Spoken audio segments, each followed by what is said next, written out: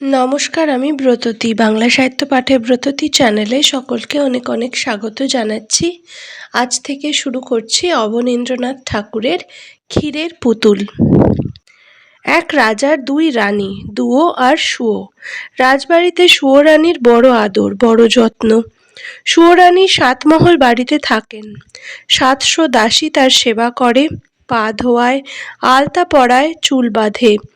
৭ মালঞ্চের ৭ সাজি ফুল, সেই ফুলে সুয়ো রানীর মালা গাঁথেন।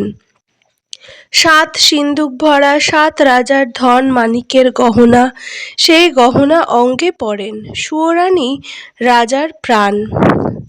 আর দুয়ো রানী, বড় রানী, তার বড় অনাদর, অযত্ন। রাজা বিষ নজরে দেখেন। একখানি ঘর দিয়েছেন ভাঙাচোরা, এক দাসী দিয়েছেন বোবা কালা, পরতে দিয়েছেন জীর্ণ শাড়ি, শুতে দিয়েছেন ছেঁড়া কাঁথা। দুয়ো রানীর ঘরে রাজা একটি দিন আসেন, একবার বসেন, একটি কথা কয়ে উঠে যান। সুয়ো রানী ছোট রানী, তারই ঘরে রাজা ১২ মাস থাকেন। একদিন রাজা রাজমন্ত্রীকে ডেকে বললেন, মন্ত্রী, দেশ বিদেশ বেড়াতে যাব, তুমি জাহাজ সাজাও। রাজার আজ্ঞায় রাজমন্ত্রী জাহাজ সাজাতে গেলেন। ৭খানা জাহাজ সাজতে ৭ মাস হয়ে গেল।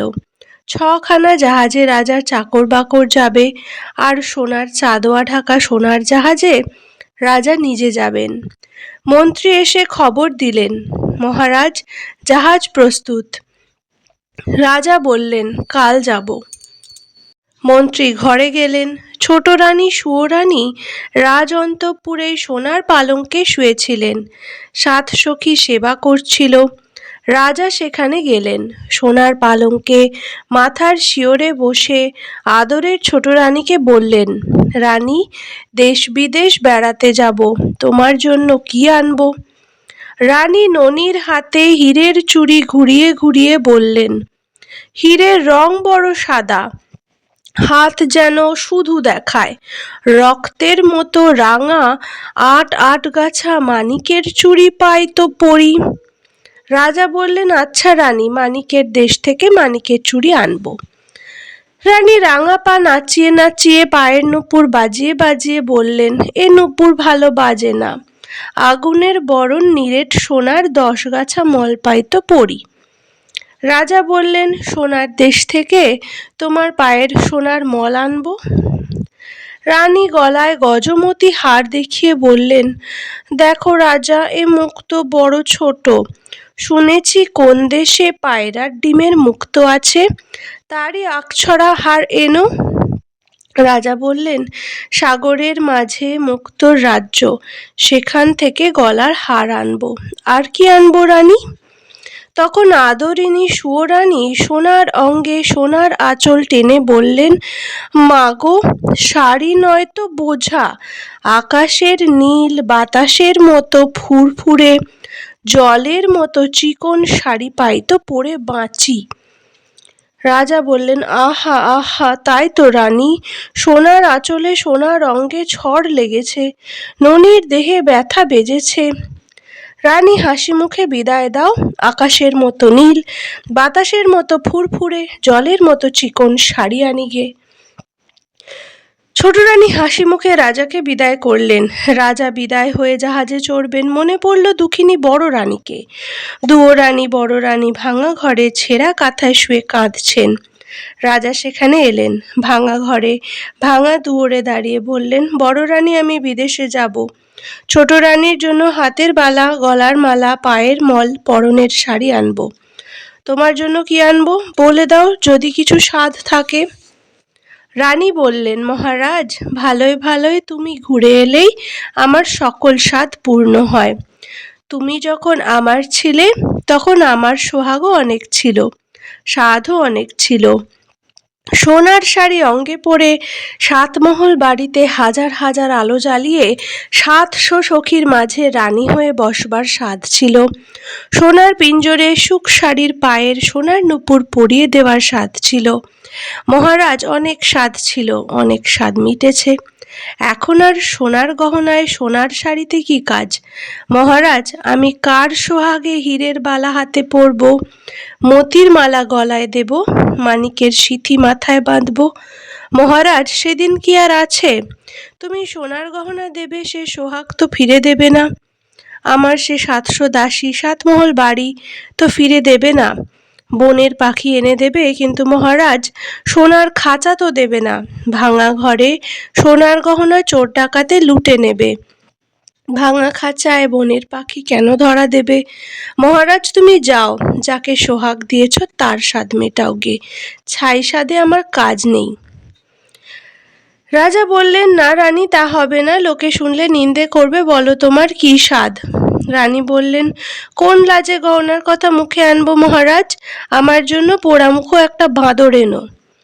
রাজা বললেন, আচ্ছা রানী, বিদায় দাও। তখন বড় রানী দুয়োরানী ছেঁড়া কাঁথায় লুটিয়ে পড়ে কাঁদতে কাঁদতে রাজাকে বিদায় দিলেন।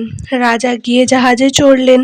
সন্ধ্যাবেলা সোনার জাহাজ সোনার পাল মেলে অগাধ সাগরের নীল জল কেটে সোনার মেঘের মতো পশ্চিম মুখে ভেসে গেল। ভাঙা ঘরে দুয়োরানী নীল সাগরের পানে চেয়ে ছেঁড়া কাঁথায় পড়ে রইলেন। আর আদরিনী সুয়োরানী 7 মহল অন্তঃপুরে 700 সখীর মাঝে গহনার কথা ভাবতে ভাবতে, সোনার পিঞ্জরে সোনার পাখির গান শুনতে শুনতে সোনার পালঙ্কে ঘুমিয়ে পড়লেন। রাজাও জাহাজে চড়ে দুঃখিনী বড় রানীকে ভুলে গেলেন।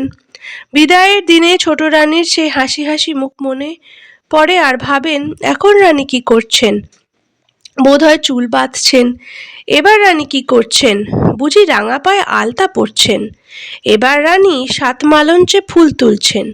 এবার বুঝি 7 মালঞ্চের 7 সাজি ফুলে রানী মালা গাঁথছেন আর আমার কথা ভাবছেন। ভাবতে ভাবতে বুঝি 2 চোখে জল এলো, মালা আর গাঁথা হলো না। সোনার সুতো ফুলের সাজি পায়ের কাছে পড়ে রইল। বসে বসে সারা রাত কেটে গেল, রানীর চোখে ঘুম এলো না। সুয়োরানী ছোট রানী রাজার আদরিনী, রাজা তারই কথা ভাবেন। আর বড় রানী রাজার জন্য পাগল, তার কথা একবার মনেও পড়ে না। এমনি করে জাহাজে জাহাজে দেশ বিদেশে রাজার 12 মাস কেটে গেল। 13 মাসে রাজার জাহাজ মানিকের দেশে এলো। মানিকের দেশে সকলই মানিক, ঘরের দেয়াল মানিক, ঘাটের শান মানিক, পথের কাকর মানিক। রাজা সেই মানিকের দেশে সুয়োরানীর চুড়ি গড়ালেন। 8000 মানিকের 8 গাছি চুড়ি পরলে মনে হয় গায়ের রক্ত ফুটে পড়ছে। রাজা সেই মানিকের চুড়ি নিয়ে সোনার দেশে এলেন। সেই সোনার দেশে স্যাকরার দোকানে নিরেট সোনার 10 গাছা মল গড়ালেন। মল জ্বলতে লাগলো যেন আগুনের ফিনকি, বাজতে লাগলো যেন বীণার ঝংকার, মন্দিরার রিনি রিনি। রাজা মানিকের দেশে মানিকের চুড়ি নিয়ে সোনার দেশে সোনার মল গড়িয়ে মুক্তোর রাজ্যে এলেন। সে দেশে রাজার বাগানে 2টি পায়রা। তাদের মুক্তোর পা, মানিকের ঠোঁট, পান্নার গাছে মুক্তোর ফল খেয়ে মুক্তোর ডিম পাড়ে। দেশের রানী সন্ধ্যাবেলা সেই মুক্তোর মালা গাঁথেন, রাতের বেলা খোপায় পড়েন, সকালবেলায় ফেলে দেন। দাসীরা সেই বাসি মুক্তোর হার 1 জাহাজ রূপো নিয়ে বাজারে বেচে আসে। রাজা 1 জাহাজ রূপো দিয়ে সুয়োরানীর গলায় দিতে সেই মুক্তোর 1 ছড়া হার কিনলেন। তারপর মানিকের চুড়ি নিয়ে সোনার দেশে সোনার মল গড়িয়ে মুক্তোর রাজ্যে মুক্তোর হার গাঁথিয়ে 6 মাস পরে রাজা এক দেশে এলেন। সে দেশে রাজকন্যের উপবনে নীল মানিকের গাছে নীল গুটি পোকা নীলকান্ত মণির পাতা খেয়ে জলের মতো চিকন, বাতাসের মতো ফুরফুরে, আকাশের মতো নীল রেশমের গুটি বাঁধে। রাজার মেয়ে সারা রাত ছাদে বসে আকাশের সঙ্গে রং মিলিয়ে সেই নীল রেশমের শাড়ি বোনেন। 1 খাড়ি শাড়ি বুনতে 6 মাস যায়। রাজকন্যা একটি দিন সেই আকাশের মতো নীল, বাতাসের মতো ফুরফুরে, জলের মতো চিকন শাড়ি পরে শিবের মন্দিরে মহাদেব নীলকণ্ঠের পুজো করেন। ঘরে এসে শাড়ি ছেড়ে দেন। দাসীরা যার কাছে 7 জাহাজ সোনা পায় তার কাছে শাড়ি বেচে। রাজা 7 জাহাজ সোনা দিয়ে আদরিণী সুয়োরানীর শখের শাড়ি কিনে নিলেন। তারপর আর 6 মাসে রাজার 7খানা জাহাজ 7 সমুদ্র 13 নদী পার হয়ে ছোট রানীর মানিকের চুড়ি, সোনার মল, মুক্তোর মালা, সাধের শাড়ি নিয়ে দেশে এলো। তখন রাজার মনে পড়ল বড় রানী বাদর চেয়েছেন। রাজা মন্ত্রীকে বললেন, মন্ত্রীবর, বড় ভুল হয়েছে, বড় রানীর বাদর আনা হয়নি, তুমি একটা বাদরের সন্ধানে যাও। রাজমন্ত্রী একটা বাদরের সন্ধানে চলে গেলেন, আর রাজা শ্বেত হস্তি চড়ে লোকারণ্য রাজপথ দিয়ে ছোট রানীর সাধের গহনা, শখের শাড়ি নিয়ে অন্তঃপুরে চলে গেলেন।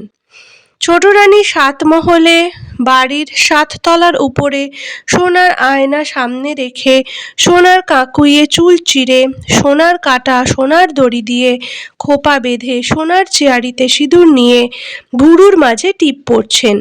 কাজল লতায় কাজল পেরে চোখের পাতায় কাজল পড়ছেন, রাঙা পায়ে আলতা দিচ্ছেন। সখীরা ফুলের থালা নিয়ে, পানের বাটা নিয়ে রাজরানী ছোট রানীর সেবা করছে। রাজা সেখানে এলেন।